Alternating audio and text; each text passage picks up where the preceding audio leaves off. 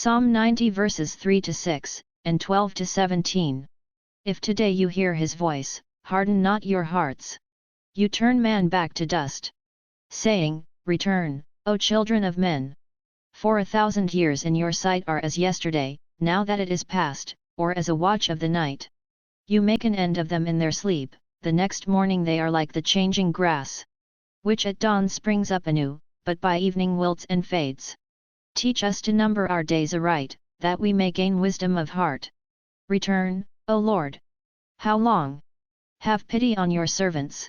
Fill us at daybreak with your kindness, that we may shout for joy and gladness all our days. And may the gracious care of the Lord our God be ours, prosper the work of our hands for us. Prosper the work of our hands. Psalm 90 begins with this title, God's Eternity and Human Frailty, a prayer of Moses, the man of God. Remember, the word psalm means sacred song or poem used in worship. In this case it is generally believed this psalm was written by Moses just before entering the Promised Land. This reading begins by explaining how fragile and how short life is on earth as compared to eternity. Moses was an expert on the subject of death since he was the last of the original Hebrews that left Egypt. As we advance in age, many memories of a bygone time enter our mind, and they seem as real as if they happened yesterday, but in reality they happened years ago.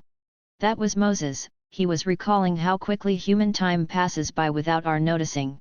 Verse 12: Teach us to number our days aright, that we may gain wisdom of heart. Reflecting on past events, we can often see why God has placed us here on earth. I knew a man that changed the lives of two very unfortunate people at one time. A boat had capsized. A child about the age of 8 was in the water but out of the reach of the father, neither could swim. The father had the presence of mind to hold on to the capsized boat but was helpless to save his child from drowning. My friend saw the entire event and reached from his boat, pulled the child from the water, threw a rope to the father and pulled him aboard. The father then made this discouraging statement, I never thought a white man would do anything to help a black child, and much less his father. That's a sad commentary of race relations. So who really arranged the events? It was God who wanted to teach the father, the child, and my friend a lesson on race relations. Everyone needs to take inventory regarding how they are spending their days. Are you helping others for the greater glory of God or helping only yourself? Every moment of our lives are like a dollar bill. You can spend it wisely or foolishly, but once spent, it cannot be spent again.